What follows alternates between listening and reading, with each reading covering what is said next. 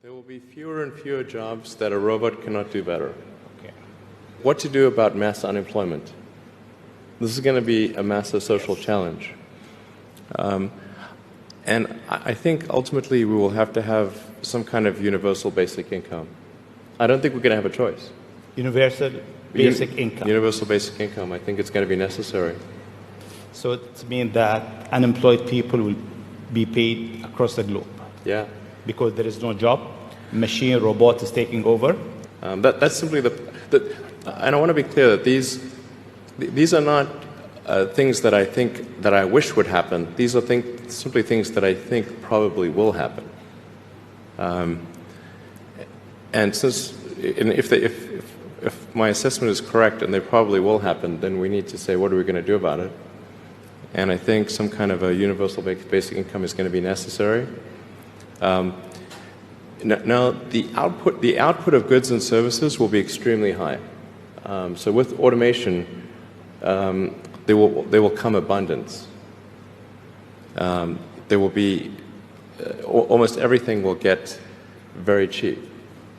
I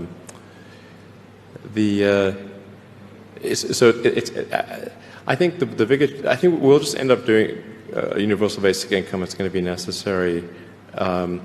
The harder challenge, much harder challenge, is how do people then have meaning? Like a lot of people, they derive their meaning from their employment.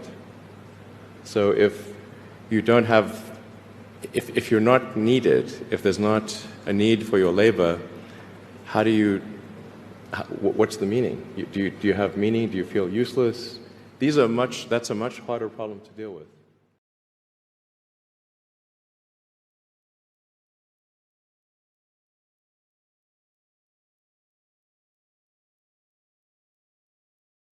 I actually think that, the level of complexity and well, it's artificial intelligence. Some of these machines, they're scary, actually, when you see some of the things that they can do. And sometimes, I've got to say, I don't spend too much time thinking about robots taking over the world. But if I was to ponder it with any kind of great thought looking into some of the things that they can do, I think it is quite scary, actually. I think you've got to be careful what you wish for sometimes when you're almost trying to create the future and you're pushing boundaries all the time. But a robot did take my job, by the way. I used to be a checkout girl. And as you will know, if you've been to a supermarket lately, those things are few and far between, aren't they? It's all self-service these days. Yes, but some of us would really like the checkout people back. Would you? Yes. The self-service machines are far stupider than cashier. Interesting about they're the more jobs frustrating. least at risk. The jobs least at risk. We've talked about the jobs that are most at risk, but it was interesting how these researchers identified the jobs least at risk. They started by physicists, neurologists, and then pathologists, neuropsychologists, and then it went down to chief executives. But surgeons. But it didn't actually say politicians, so I don't know if politicians could be most at risk or least at risk. I have no idea. But I think it comes down to the fact that, as Mary was saying, the trouble is they will not have that sense of judgment that you hope a human being has. So I'm not terribly concerned about this. I say, as far as I'm concerned, it's just a continuation of what we've seen for the last 200 years, increasing automation, which makes a lot of sense. Lots of these jobs are unpleasant and laborious, and we'd rather people weren't having to do them, I think. A total of 100 robots have started their new jobs as delivery men and garbage collectors at the Lingang Makeshift Hospital for COVID-19 patients in Shanghai. They help doctors and nurses deliver meals and medicines to about 4,000 beds and collect garbage throughout the hospital. The deployment of robots can avoid close contact between the medical workers and the patients, and reduce the workload of medical workers. The delivery robot has multiple cabinets and can hold up to 20 boxes of meals at once. One robot can deliver as many as 120 boxes of meals per hour.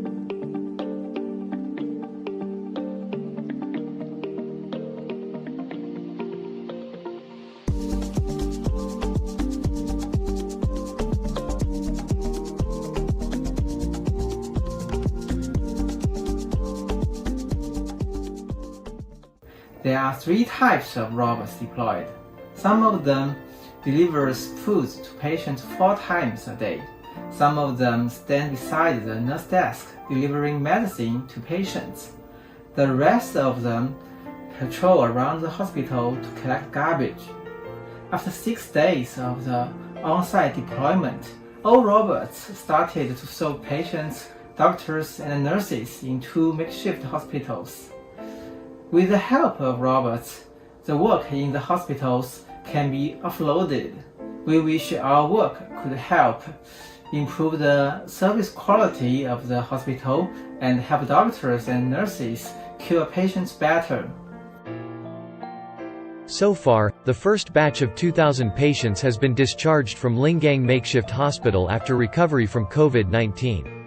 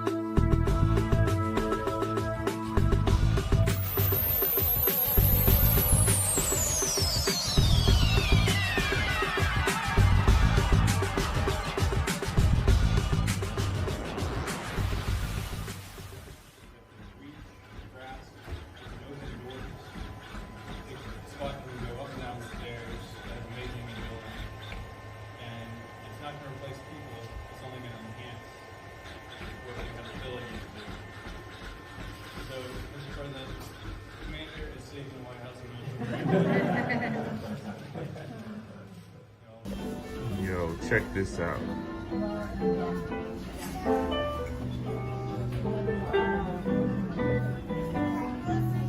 This is how they're serving the food at Denny's. Please take your food.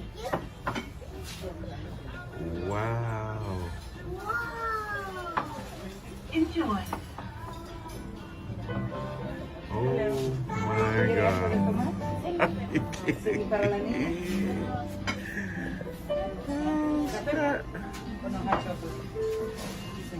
Oh my goodness. And it stops, it goes back into the kitchen. Are you kidding me? This is the way they're serving the food now at Denny's. Wow. Welcome to Dallas Love Field Airport. All Ubers, Lyfts, taxis, and rental car shuttles are located on the lower level. To access the lower level, please use an escalator or elevator to proceed downstairs.